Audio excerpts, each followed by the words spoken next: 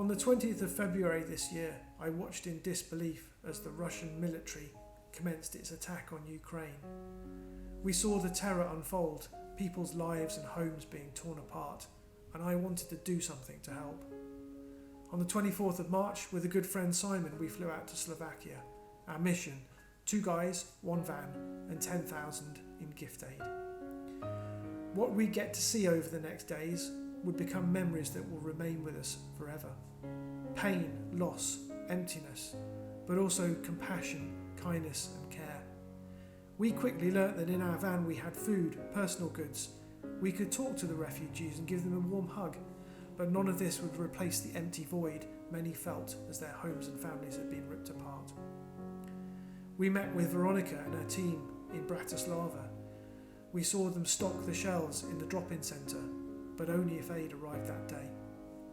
We saw the camp in Bratislava, a network set up to look after 65 residents, their belongings often in one suitcase, and possibly, if they could, their cherished pet. We had a chance to pop back into the camp there, where Christina explained a little about how the centre had been set up. Good morning, we're here at Camp Bratislava, and Christina, who's about to tell us a little bit more about this, has kindly showed me one of the rooms that are set up ready to take in some refugees when they arrive. If you look out the window there, just up the road, is the train station where they all come in, and there's a very quick phone call down to here to see whether they've got availability or not. So Christina, tell me a little bit about how it was to set this place up and the challenges that you had. We set this place up probably in like 2 days. It was old hostel that was not used for 2 years. So everything needed to be renovated. There were no beds, so we needed to put everything together with the help of volunteers, which was really, really nice. We didn't expect so many people willing to help financially or materially or just with their hands.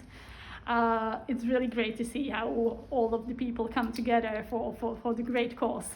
And how many refugees have you got here at the moment? At the moment, we have our capacity is 70 refugees, adults and mostly children.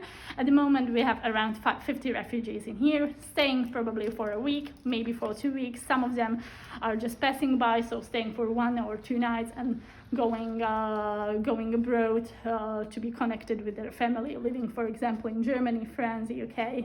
As we headed back down to the main kitchen, we were introduced to a family who had literally arrived after 2 days of travel. Miloslav, keen to tell me his story. So we're very lucky now to have a quick chat with Miroslav, who has arrived in from Kyiv, I believe, just this morning. So Miroslav, tell us a little about your journey from Kyiv to here. How did you come by train? How did you get here? Train? How did you travel today to come here? Train. By train. Train from Kyiv with my mom and my friend. And your friends, okay. Wow. And you said you play football? I play football, yes, Okay. in Ukraine. Wow. I very like football. I play in Kodyu Shaslive, team named Kodyu Shaslive in Shaslive. This is a small town.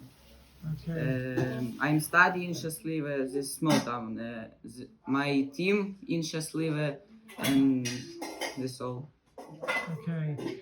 And did you have an apartment or a house in Kyiv? Где вы живете? В квартире или в доме? I live in home. In a house. House. Okay. And was it a long journey from Kyiv to here? How long did it take? Сколько вы ехали с Киева? Наверное, one night. Куда вы One ехали? night. Вчера. Okay, А мы 4. And you have many friends still in Kyiv? All my friends in Kyiv, in all Ukraine, my father, my grandmother, my grandfather, all my family in Ukraine, but my mom and my friend in Your mum has come with you as well. Well, listen, Miroslav, thank you very much for sharing your story. I'm really grateful.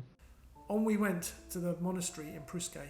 a place of tranquility and calm run by the most amazing team. Friar Matthew explained that in the beginning many had arrived broken, unable to process the events that had unfolded.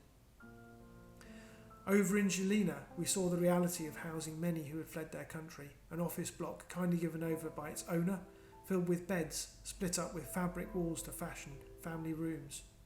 The few moments that we made eye contact with these people was enough. The emptiness in people's eyes was heartbreaking, lying on makeshift beds, their lives broken at the hands of one man. We saw many other people on our trip, like Olga and her team in Spišská Nová Ves. We headed to the Ukraine border at Ubla and saw what looked like a scene from a war film. Relief agency tents filling the square, and one family I witnessed sat on a bench, 4 suitcases and a dog to their side. They sat there in silence, some on their phones and some just staring at the surroundings, their expression empty. We got to stay in the monastery on our way back to Bratislava. We were fed, watered and given a bed for the night, and Friar Francis spoke on how they had only had days to prepare the building after the war had started. They created room for 70 refugees, cooking facilities, playrooms for the kids, and had the stockroom filled with food and clothing. As we prepared to leave the next day, I managed to grab a coffee with one of the refugees. The stories are all becoming so familiar, families being torn apart, people leaving their homes with only a few belongings, and the troubling daily battle to get news from their cities and towns. That night, as we flew back through the darkness to the UK, I knew that the following day we'd be with our families, in our homes, and our cupboards would be filled with food and provisions. We wouldn't be waiting on the next food aid van to arrive, nor would we be petrified that we might receive the phone call to say our loved one had died at the front lines of battle in Ukraine. Our 5 days were over, but for the people left behind, no one could give them a number of days when it would all end. Their lives had been irreversibly changed.